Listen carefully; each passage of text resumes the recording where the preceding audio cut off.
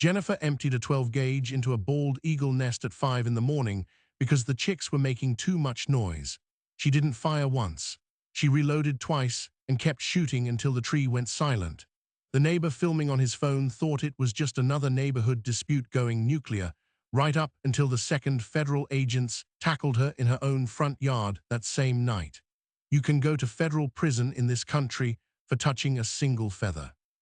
She just vaporized a protected nest with 2 eaglets inside. She didn't just lose her temper.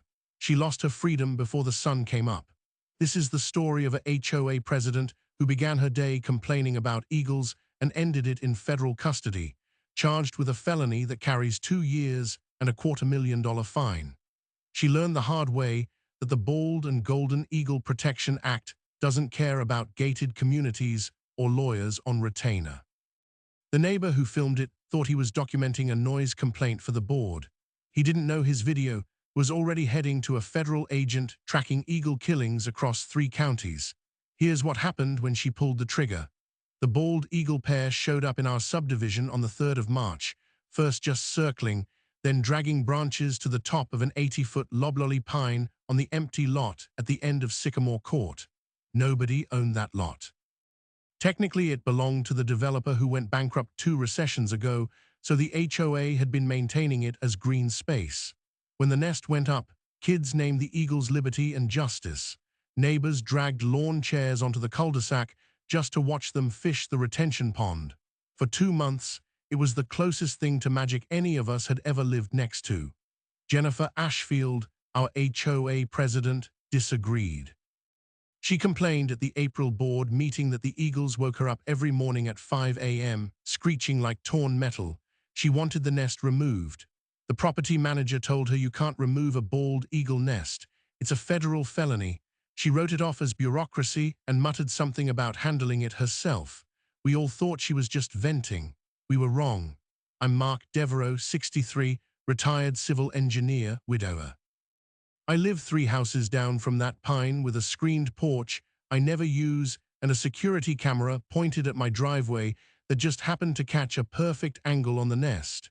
When Jennifer started making threats, I adjusted the frame. I didn't think she'd actually do it. I just wanted proof of the chicks in case the board tried some legal loophole. Because by early May, 2 fuzzy gray eaglets had hatched up there, both healthy, both loud, and both protected by a law so old and so severe that the federal government once prosecuted a Wyoming rancher who shot a golden eagle just to stop it killing his sheep. He got 18 months, and that was a golden eagle. Bald eagles are the national bird, the symbol of America. The Bald and Golden Eagle Protection Act makes it a crime to kill, wound, or even disturb an eagle, its nest, or its eggs without a permit. We're talking a fine of $100,000 for a first offense and up to 2 years in federal prison. And you can't just plead down to a noise complaint. This is fish and wildlife. These are the people who run a forensics lab in Oregon just to necropsy dead eagles and figure out who shot them. They don't lose cases. On May 11th, Jennifer sent a mass email to the neighborhood listserv. Subject line, Eagle situation, final warning. She wrote that the constant screeching violated HOA noise ordinances and constituted a nuisance to residents. If no action was taken by the board, she would exercise her rights as a property owner to abate the nuisance herself. A couple of people replied with laughing emojis. One guy tagged her in a Bald Eagle Protection Act Wikipedia link. I saved a screenshot of that email. It would later become State's Exhibit A that night. I heard her on the phone while I was walking my dog past her house. She was on her back deck, voice raised. I don't care what the fine is. Pay it from the reserve fund. Send me the paperwork. My dog stopped and stared. So did I at 4:47 the next morning. My phone buzzed with a motion alert from the security camera. I pulled up the feed, still half asleep, and saw a figure in a headlamp cross the empty lot, shotgun in hand. Jennifer Ashfield. She paused beneath the pine, looked up at the nest silhouetted against the gray sky and raised the barrel. I grabbed my phone and started recording the screen with my wife's old iPad, a sick instinct telling me I'd need a backup. The first shot cracked through the neighborhood like a car wreck. 2 eaglets shrieked. Feathers and pine needles rained down. She pumped the action, fired again, then again. By the fourth shot, the nest was hanging sideways, both chicks dead or dying, the adult eagles circling and screaming overhead. She reloaded a second time, reloaded. That's the detail that stuck with me. She didn't fire in a panic.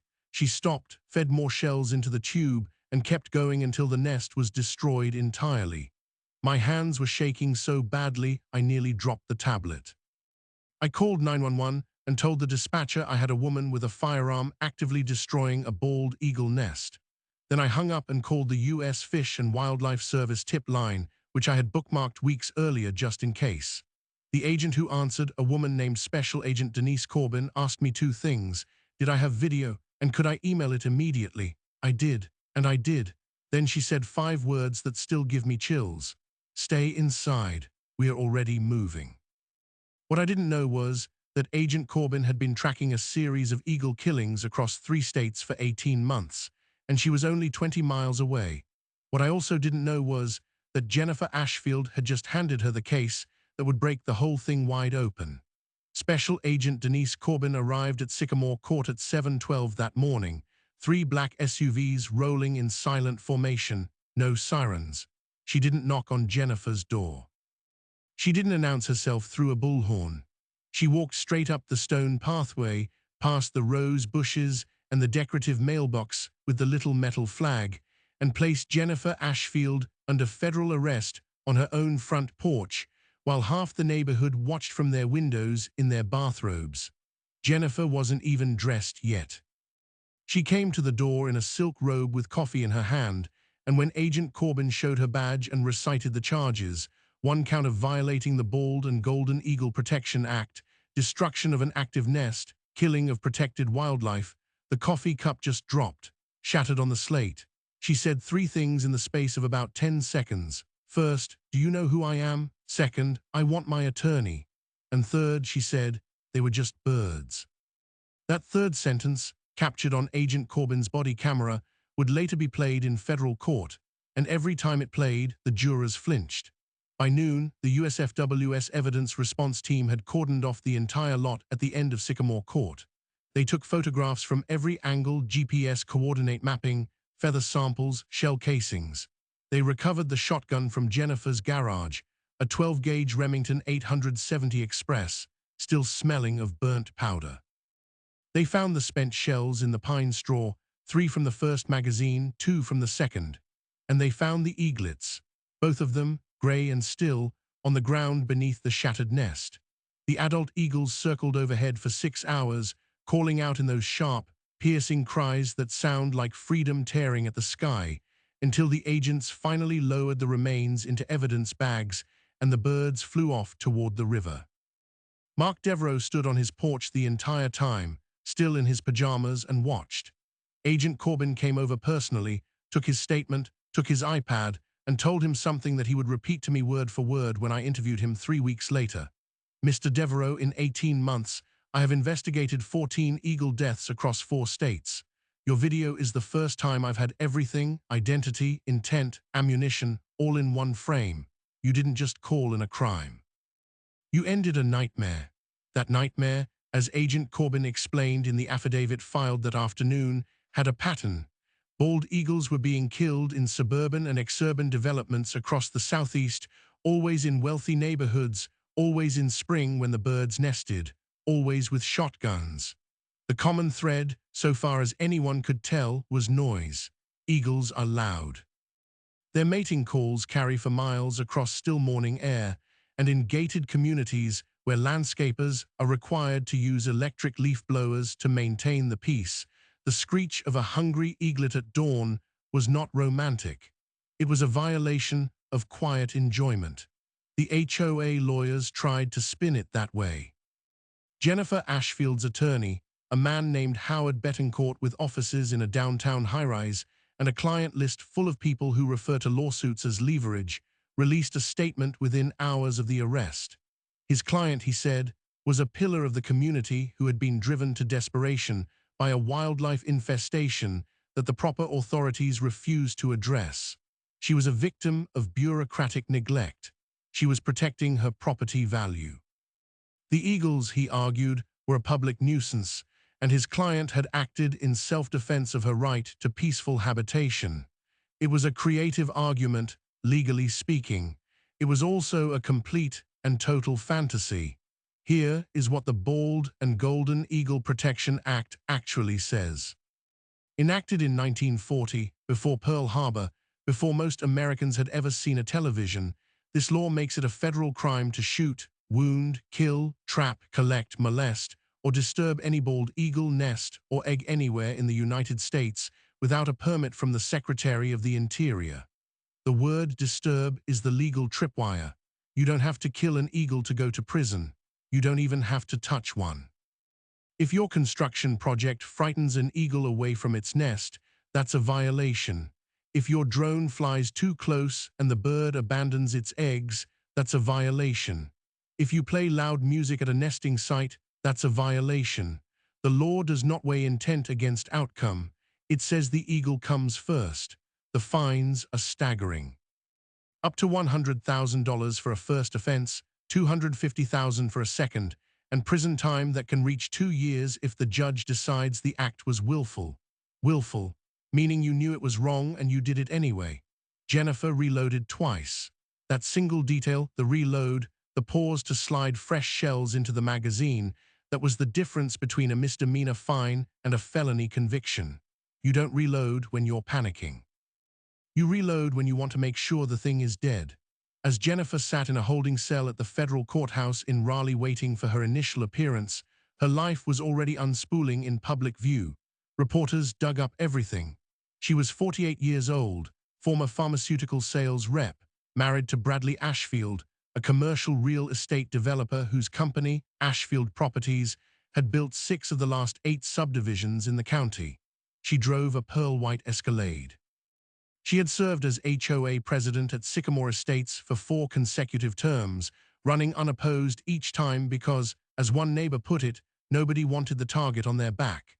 The next-door threads were apocalyptic. People posted photos of the eaglets from happier days.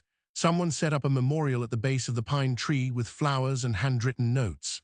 One read, "Justice and liberty, you deserved better." And while the neighborhood mourned, Agent Corbin was working.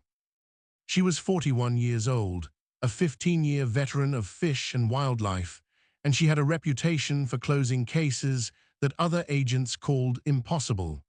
She was the one they sent when an eagle turned up dead in a $1 million zip code, and the local sheriff didn't want to touch it because the suspect played golf with the county commissioner. She was methodical, patient, and she kept a cork board in her office with photographs of every eagle she had failed to save. A reminder, she once told a reporter that every dead bird was a debt unpaid. When she received Mark's email, she was in a hotel room 20 miles away, already working another case, a bald eagle found shot and dumped in a ditch outside Charlotte 2 weeks earlier. That bird had been a breeding female, satellite tagged by researchers at Appalachian State. Her name was Aurora, and when Agent Corbin examined the ballistics from Jennifer's Remington against the slug they pulled from Aurora's chest, the striations matched perfectly. Same gun, different bird, same killer. That revelation broke the case open. This was not a single act of frustration. This was a serial pattern. Jennifer Ashfield had not only destroyed the nest on Sycamore Court. She had killed at least one other bald eagle, possibly more, and the question that suddenly consumed the investigation was not what did she do, but what else had she done, and who else knew. The answer was hiding in plain sight, in a series of phone records and text messages that Agent Corbin was about to uncover, messages that would drag the rest of the Ashfield family into the crosshairs and turn a neighborhood dispute into a federal conspiracy investigation. Because Jennifer had not acted alone, and the person who helped her pull the trigger was about to learn that Fish and Wildlife doesn't just arrest the shooter. They arrest everyone who handed her the shells. The texts were in Bradley Ashfield's iCloud account, which Agent Corbin had accessed with a warrant 6 hours after the arrest. 18 messages between Jennifer and her husband, time-stamped across the previous month, and every single one of them was an exhibit waiting to be numbered. April 20th, Jennifer, the tree is on the Hawthorne lot. 2 birds active, permits are going to get flagged. Bradley, can't afford another stop work. Oak Hill set us back 7 months. April 22nd, Jennifer, I'm serious about the noise. They start at 5. I can't sleep. Bradley, then fix it. You know how. May 10th, the night before the shooting. Tomorrow morning, before the dog walkers are out. Bradley, shells are in the garage safe. Text me when it's done.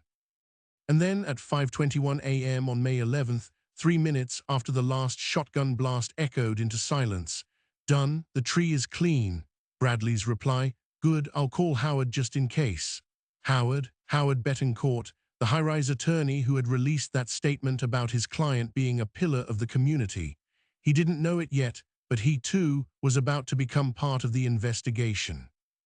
When Agent Corbin knocked on Bradley Ashfield's office door at Ashfield Properties on May 13th, she brought 2 things: a federal search warrant and a forensics team.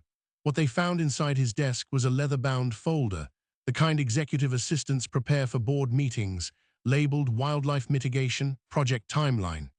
Inside, a color-coded map of the county with pushpins, red for eagle nests, blue for red-cockaded woodpecker cavities, green for gopher tortoise burrows. Each red pin had a date scribbled next to it, the date the nest was reported inactive. And each of those dates corresponded to a shooting incident. There were 12 red pins on that map, 12 nests, 24 adult birds plus their chicks, and all of them, every single one, sat on land that Bradley Ashfield's company was developing or had already developed. The map was a hit list, and Jennifer was his trigger finger. But wait, it gets worse, much worse. Because one of those red pins, a dot on a parcel near Lake Norman marked female, satellite tagged, removed before March 5th, corresponded to that dead eagle Agent Corbin had been tracking, the one named Aurora. The research team from Appalachian State had been monitoring her for 3 years, tracking her migration patterns, her feeding habits, her nesting success. She was part of a federal study funded by the Department of the Interior, and the satellite transmitter glued to her back feathers was government property. Destroying that transmitter, interfering with a federal research project, is a separate felony, and the battery log from that transmitter, which the research team handed over to Fish and Wildlife, showed something devastating. Aurora had been shot at 4:07 a.m. on March 5th. Her heart stopped at 4:14. And her location at the moment of death was the exact GPS coordinates of a construction site owned by Ashfield Properties. The gun that killed her was the same Remington 870 that Jennifer had used on Sycamore Court. But Jennifer couldn't have been in 2 places at once, because on March 5th, at 4 in the morning, she was on an airplane coming back from a pharmaceutical conference in Orlando. The shooter that night was someone else. And that someone else, the person who pulled the trigger while Jennifer was 30,000 feet in the air, was about to walk through the door of the federal building in Raleigh with his own attorney and a look of utter panic on his face.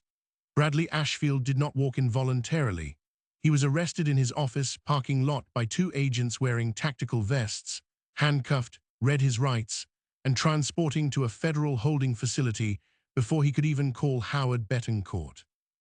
The charges: 1 count of conspiracy to violate the Bald and Golden Eagle Protection Act, 6 counts of unlawful taking of a protected species, 2 counts of destruction of government property, and 1 count of obstruction of justice for deleting his text messages, which he had done the moment the news broke, not realizing that iCloud retains deleted files for 30 days.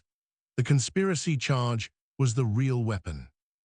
Federal conspiracy statutes allow prosecutors to charge every participant in a criminal scheme with all offenses committed by any member of the scheme in furtherance of the conspiracy, meaning Bradley could be held liable not just for the eagle he shot in March, but for every eagle Jennifer had ever killed with that shotgun, because they had planned it together. The maximum penalty on the table was no longer 2 years, it was 10. And the fines, across all counts, could exceed $1.5 million. How did a suburban HOA president and her real estate developer husband become the targets of one of the largest wildlife crime prosecutions in the history of the Eastern District of North Carolina? It started with money, the same way these things always do. In 2021, when the real estate market was white-hot and buyers were offering cash over asking price for anything with four walls and a roof, Bradley Ashfield's company had secured financing for a massive expansion. 6 new subdivisions in 3 years, all in the path of the region's recovering bald eagle population. Bald eagles were nesting in every tall pine along the waterways, and every nest was a potential project killer. Under the Eagle Act, developers must conduct surveys, and if an active nest is found, they must establish a buffer zone, often 1,000 feet or more, where no construction can occur during nesting season. That buffer zone can swallow a dozen home lots. 12 houses at $400,000 each is nearly $5 million in lost revenue. Multiply that by 12 nests, and you're looking at $60 million in potential losses. To Bradley Ashfield, those eagles were not majestic symbols of freedom. They were balance sheet liabilities. And liabilities, in his world, were things you eliminated. The scheme was crude but effective. Jennifer would identify nests on or near Ashfield properties. She used her position as HOA president to gather complaints about eagle noise, creating a paper trail of nuisance claims that made the eventual shootings seem like the actions of a frustrated homeowner rather than a coordinated criminal enterprise. Bradley would provide the ammunition, the timing, and in some cases, the actual trigger work when Jennifer was out of town. They used a suppressor, which agents found in a hidden compartment in Bradley's home office closet. They used heavy subsonic loads to minimize noise, and they only shot at night or before dawn when they believed no one was watching. They were wrong. The satellite transmitter on Aurora's back was vigilant. Mark Devereaux's security camera was vigilant. And a growing number of neighbors, people who had seen the eagles day after day, who had named the chicks and photographed them and sent the pictures to their grandchildren, were beginning to ask questions that the HOA board couldn't answer. The board itself crumbled within a week. 3 members resigned, citing moral objections to Jennifer's actions and fear of legal liability. The remaining 2, an elderly couple named the Petersons, released a statement claiming they had been kept completely in the dark, that Jennifer had acted unilaterally, and that the board was fully cooperating with federal investigators. But the Petersons' own emails told a different story. In February, the HOA had voted in a closed executive session to allocate $20,000 from the reserve fund for what the minutes called pest remediation services. The vendor was a shell company, Ridgeline Environmental Solutions, registered to a post office box that Bradley Ashfield had rented under his brother-in-law's name. The $20,000 went to purchasing the shotgun, the suppressor, and 3 cases of premium ammunition. The HOA, the very institution that was supposed to maintain property values and enforce deed restrictions, had been turned into a money laundering front for wildlife crime. The Petersons were not charged, but they were named as unindicted co-conspirators, a legal designation that follows a person for the rest of their life. By the end of May, the Ashfields were facing a combined 46 federal charges, and the Department of Justice had assigned the case to a senior prosecutor named Elise Hargrove, who had convicted 5 wildlife traffickers in the previous 4 years and had never lost a case. She stood on the courthouse steps on June 1st and delivered a statement that ran on every local news channel from Charlotte to Raleigh. The Bald and Golden Eagle Protection Act is not a suggestion, it is a line. And when you cross that line, when you treat our national symbol like a problem to be solved with a shotgun, the United States government will hold you accountable. No matter how much money you have, no matter how many lawyers you hire, no matter how many people tell you the rules don't apply to you. The cameras flashed. Bradley's mugshot, hollow-eyed and unshaven, was splashed across the front page of the News and Observer.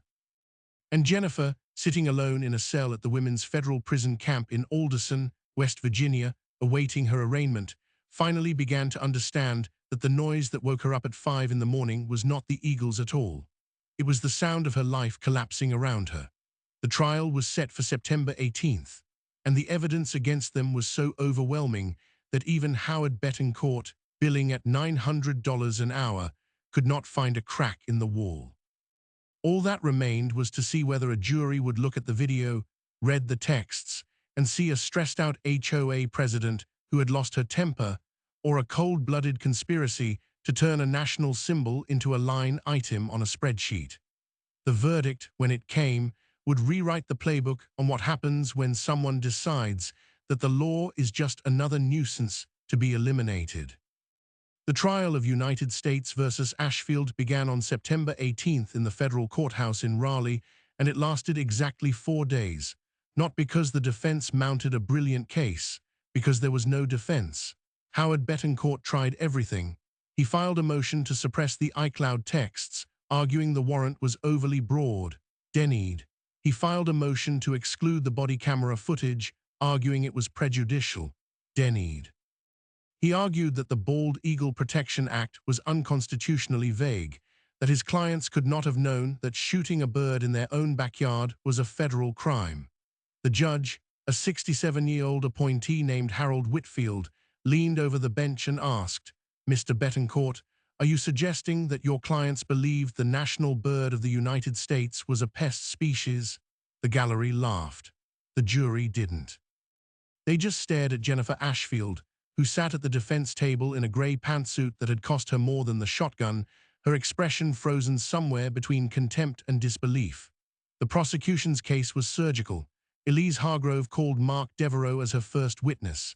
He walked the jury through the video frame by frame, the headlamp, the shotgun, the pause to reload, the eaglets falling. By the time he stepped down, 3 jurors were wiping their eyes. Then Agent Corbin took the stand and spent 2 hours walking through the ballistics report, the satellite transmitter data, and the hit list map with the 12 red pins. She read the text messages aloud. "Tomorrow morning, before the dog walkers are out." She played the body camera audio. They were just birds. And then she explained what happens to a bald eagle when it's struck by a 12-gauge shotgun loaded with heavy game shells. The courtroom went silent. Jennifer Ashfield did not look up from the table. Bradley took a plea deal on the 3rd day. His new attorney, not Howard Betancourt, who had been fired the previous week, negotiated a package that required him to plead guilty to conspiracy and 2 counts of unlawful taking in exchange for his testimony against his wife. He stood before the judge, voice cracking, and admitted that he had shot Aurora on March 5th, that he had bought the suppressor and the ammunition, that he had created the map, that he and Jennifer had discussed the killings the way other couples discuss remodeling the kitchen. He was facing 12 years. The prosecution recommended 8 in exchange for his cooperation. His sentencing was deferred until after Jennifer's trial concluded. And when he walked past her on his way out of the courtroom, she looked at him and said, loud enough for the bailiff to hear, "You were always the weak one." That remark, captured by the court reporter, became the final nail. The next morning, the jury returned a verdict in 2 hours, guilty on all counts. Judge Whitfield sentenced Jennifer Ashfield to 30 months in federal prison, followed by 3 years of supervised release. She was ordered to pay a fine of $125,000 personally, and her HOA's insurance carrier was ordered to pay an additional $200,000 in restitution to the National Fish and Wildlife Foundation's Eagle Recovery Fund. Her Remington 870 was destroyed. Her right to own firearms was revoked permanently. And the court ordered her to participate in a public education campaign, to record a video to be shown at HOA board trainings across the state, explaining what happens when you mistake a protected species for a nuisance. She recorded it at Alderson Federal Prison Camp, wearing a khaki uniform, her voice flat and exhausted. The video now plays at every mandatory board orientation in 3 counties. Howard Betancourt was investigated by the state bar for coaching his client to delete evidence. The bar declined to file formal charges, but his firm quietly removed his name from the letterhead 3 months later. Bradley Ashfield received 7 years. His company, Ashfield Properties, declared bankruptcy within 6 weeks. The 6 subdivisions he had planned were abandoned. The land reverted to the bank, which sold it at auction to a conservation trust for pennies on the dollar. That trust, using the restitution money from the Ashfield fines, converted the land into a bald eagle sanctuary that now protects over 800 acres of nesting habitat along the river corridor. If you visit today, there is a sign at the entrance that reads Aurora Memorial Preserve, with a photograph of the tagged female eagle and a brief explanation of what she meant to science. Underneath, in smaller letters, it says, "Justice for the birds who cannot speak." The nest on Sycamore Court was rebuilt, not by humans, by Liberty and Justice, the adult pair who had circled overhead while the evidence team bagged their dead chicks. The following spring, they returned to the same loblolly pine, and they built a new nest, bigger than the old one, and they raised 2 healthy eaglets that fledged in July. Mark Devereaux captured the entire season on his security camera and streamed it on a YouTube channel he created called Sycamore Eagles. It has 47,000 subscribers now. Every morning, he sits on his screened porch with his coffee, watches the juveniles practice their dives over the retention pond, and reads the comments from people around the world who are grateful that the story ended this way. He told me, "My wife always said the good guys win in the end. I just never thought I'd get to be one of them." Here is the thing about the Bald and Golden Eagle Protection Act that Jennifer Ashfield never understood. It is not just a law about birds. It is a law about what we value as a nation. When the bald eagle was chosen as the national emblem in 1782, Benjamin Franklin famously complained that it was a bird of bad moral character because it stole fish from other birds. But the founders chose it anyway because the eagle was strong, sovereign, and terrifying to its enemies. They wanted the world to know that this new country, this experiment in democracy, was not to be trifled with. 240 years later, that symbolism still matters. And when someone stands in her backyard in a gated community, raises a shotgun, and fires into a nest full of chicks, she is not just killing birds. She is telling the world that the rules do not apply to her, that her convenience matters more than the law, that she is above the symbol. She is never above the symbol. The symbol is the point. The Ashfield case reshaped how federal prosecutors approach wildlife crime. Elise Hargrove now uses it as a template for cases involving repeat offenders. Agent Corbin was promoted to supervisory special agent and now runs a task force that has brought charges against 17 other eagle killers in 8 states, all because one retired engineer adjusted his security camera angle and hit record.